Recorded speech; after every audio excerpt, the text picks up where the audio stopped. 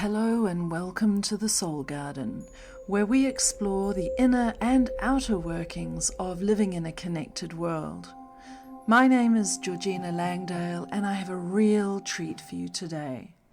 I had a surprise visitor and I made the most of the opportunity to sit him down in front of the microphone for a few moments to share his vision of a better world with us. Rob McGowan, or Pa Ropata as he's also known, is one of this country's national living treasures. He's loved plants ever since he was old enough to grab one in his tiny fist, and his fascination grew when he was given responsibility for looking after the fernery at the Greenmeadows seminary in Hawke's Bay while training to be a Marist priest. And then later, when he returned to his hometown of Whanganui and learned about the medicinal uses of plants from local kaumatua. Since retiring from the priesthood over 25 years ago, Pa has devoted his life to ensuring that matauranga Maori, traditional Maori knowledge, is being woven into conservation management, thus ensuring not only the preservation of indigenous trees used for rongoa Maori or traditional Maori medicine, but also the culture that surrounds it. Te Waka is a collection of principles and a shared vision that he believes will empower us to create a long-term future for us and especially for the generations that follow us. So, get yourself comfortable and just enjoy the beautiful and generous wisdom of this wonderful man.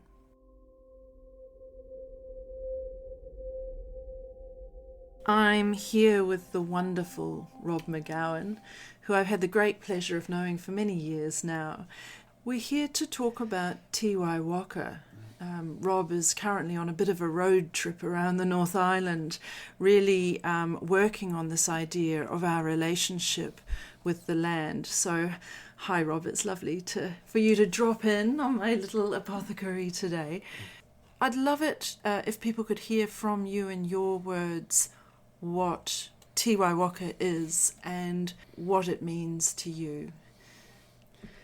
Well, Te Waka, as we see it in our little book, really started with my waking up in the middle of the night one night, wrote this stuff down and went back to sleep. And in the morning I woke up and thought, oh goodness gracious me, that's wonderful. Where did that come from? Because in actual fact I didn't have memory of writing it down at the time.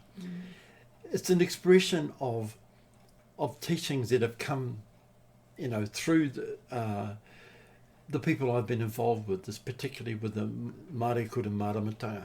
And it's something that goes right back to when Māori came from Hawaii, not just with the things they needed, the physical things, but with the Māori, with the non-physical things they needed to do well in this new land. Right. And the whole basis of it is a saying that's been handed down, and it finds expression in many different ways. Ka ora te whenua, ka ora te tangata. When the land is well, we are well. Wonderful. Yes. And we look at the environmental problems in New Zealand and here in Hawke's Bay with the wood issues and things like this. How can we expect to be healthy if the land is not healthy?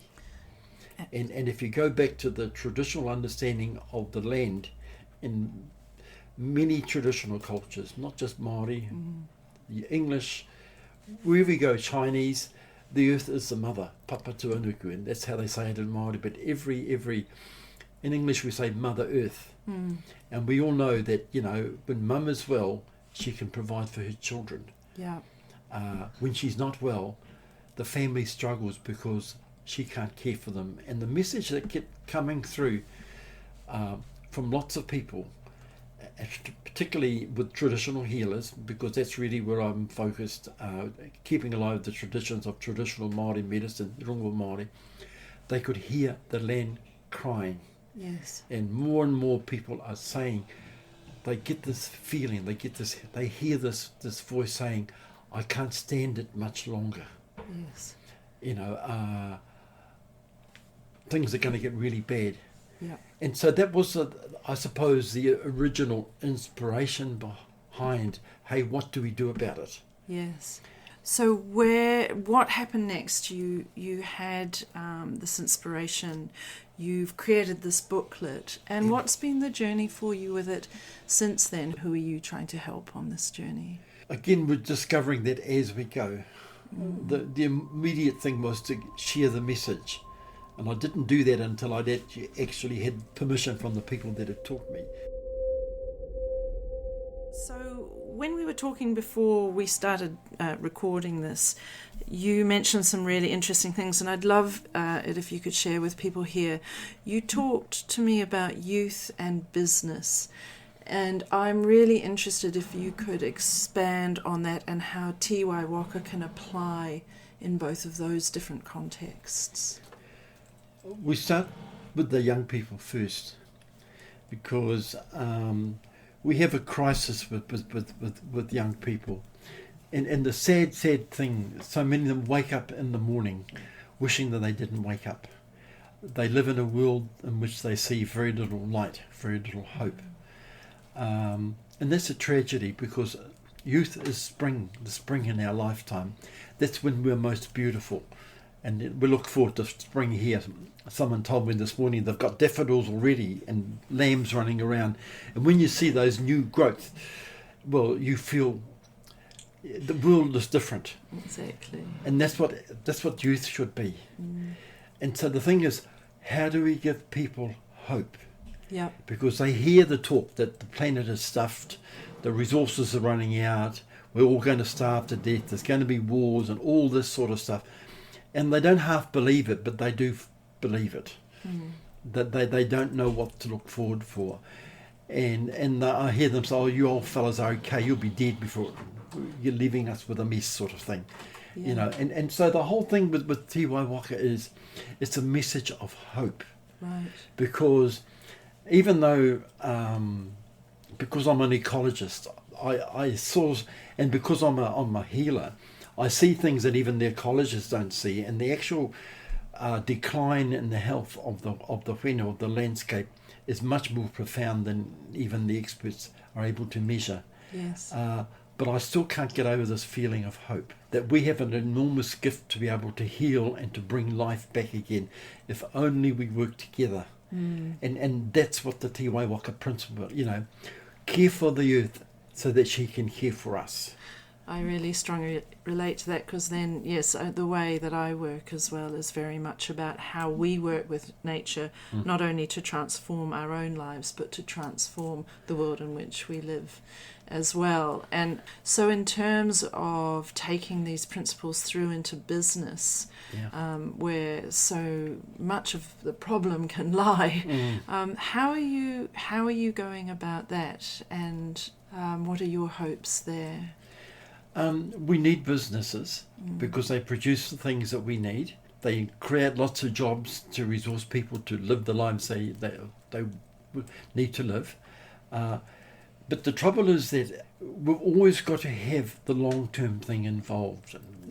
One of the big concerns is that if we keep using resources as much as we do, and the way that we do, we are exhausting what resources are available, and so we are actually using up the next generation's future. Exactly. Who am I to actually take for my needs, leaving my grandchildren or great-grandchildren away, with an empty basket. And they won't remember me for my wealth. They'll remember me for the poverty that I've left them with.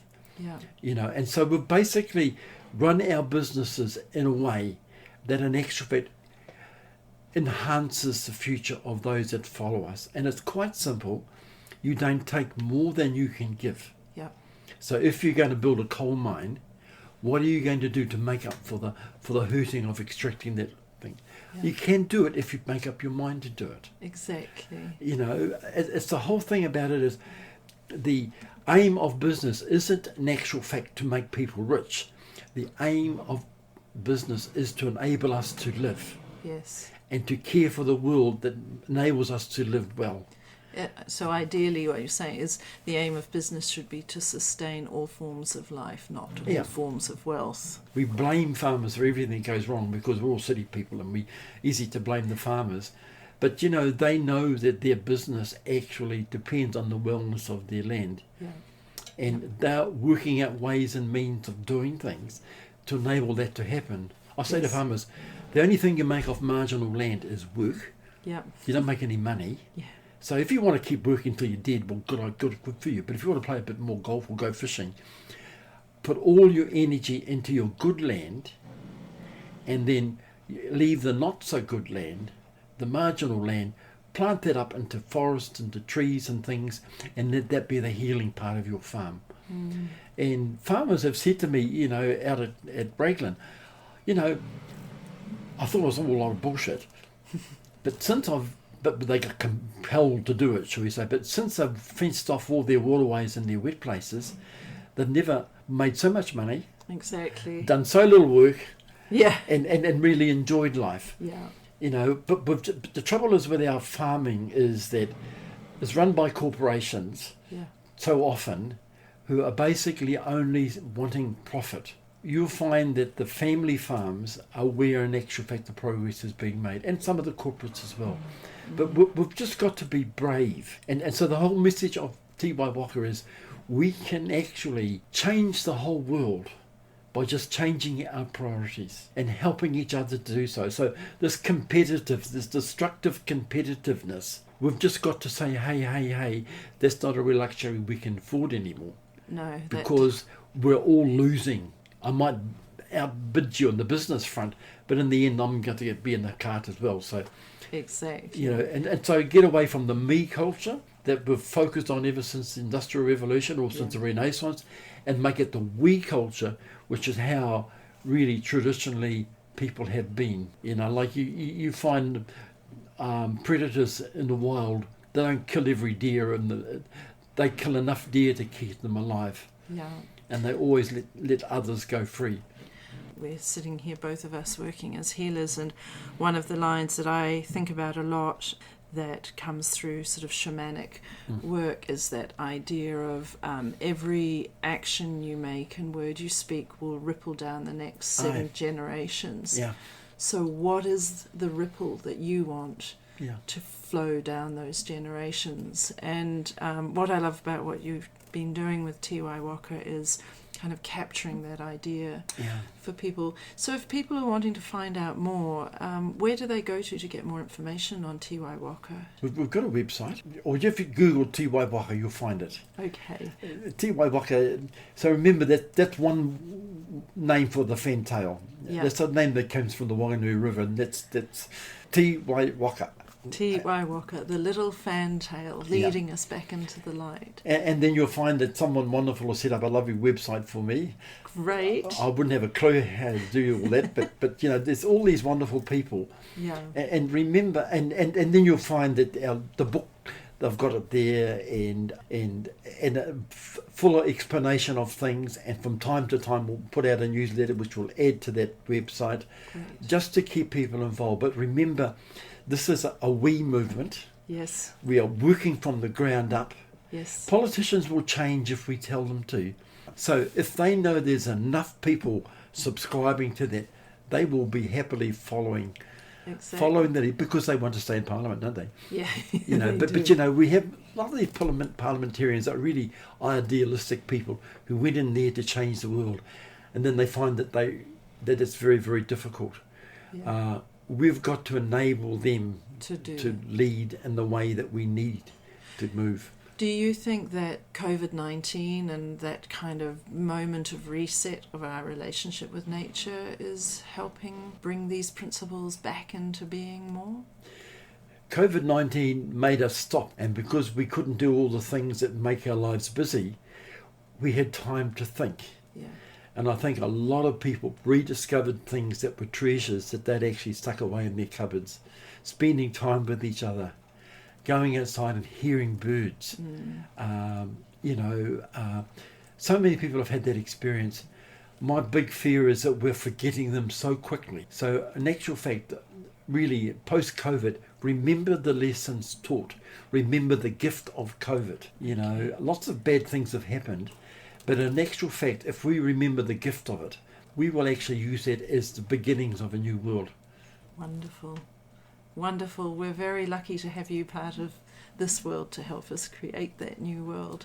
Oh, we all do our pennies worth, don't we? We got to try. Yeah. We certainly do. Yeah. Oh, Pa, it's been an absolute delight. Thank you so much for dropping into my little apothecary today. Pa Ropata, tēnā. And I wish you really well on your travels and with spreading the word about this and helping people reset their relationship to our natural environment and to each other. Aye. Well, the thing about, for me, is I'm only just one person. Yeah. And Te Waka's going to work if lots of people take Singing it up. the same song. And don't wait for me, just go for it, Yeah. you know, because my mission for now is to actually energise and motivate lots of people to do that.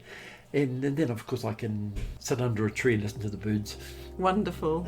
Wonderful. Thank you very much. Aye. Ka ora a te whenua, ka ora te tangata. When the earth is well, we are well.